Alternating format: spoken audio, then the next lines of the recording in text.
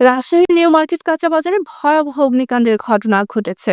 15 March রাতে এই অগ্নিকাণ্ডের সূত্রপাত হয়, যা এখনো সম্পূর্ণভাবে নিয়ন্ত্রণে আসেনি।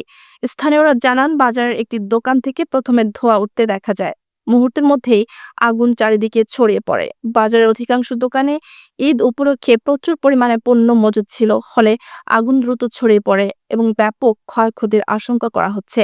খবর পেয়ে ফায়ার সার্ভিসের একাধিক ইউনিট ঘটনাস্থলে পৌঁছে আগুন নিয়ন্ত্রণের কাজ করছে। তবে এখনো পর্যন্ত আগুন লাগার কারণ ও ক্ষয়ক্ষতির পরিমাণ নিশ্চিত হওয়া যায়নি। ব্যবসায়ীরা দিশেহারা হয়ে পড়েছেন এবং অনেকেই দোকানের পণ্য রক্ষার চেষ্টা করছেন। ফায়ার সার্ভিসের এক কর্মকর্তা জানিয়েছেন, আগুন নিয়ন্ত্রণে আনতে সর্বোচ্চ প্রচেষ্টা চালানো হচ্ছে।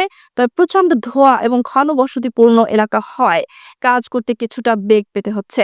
এদিকে অগ্নিকাণ্ডের খবরে আশেপাশের এলাকা থেকে সাধারণ মানুষ ঘটনাস্থলে ভিড় জমিয়েছে। পরিস্থিতি নিয়ন্ত্রণে রাখতে আইন শৃঙ্খলা বাহিনীর সদস্যরা উপস্থিত রয়েছেন। ক্ষয়ক্ষতির প্রকৃত পরিমাণ এবং আগুন লাগার সঠিক কারণ জানতে তদন্ত শুরু করা হবে বলে জানিয়েছে সংশ্লিষ্ট কর্তৃপক্ষ।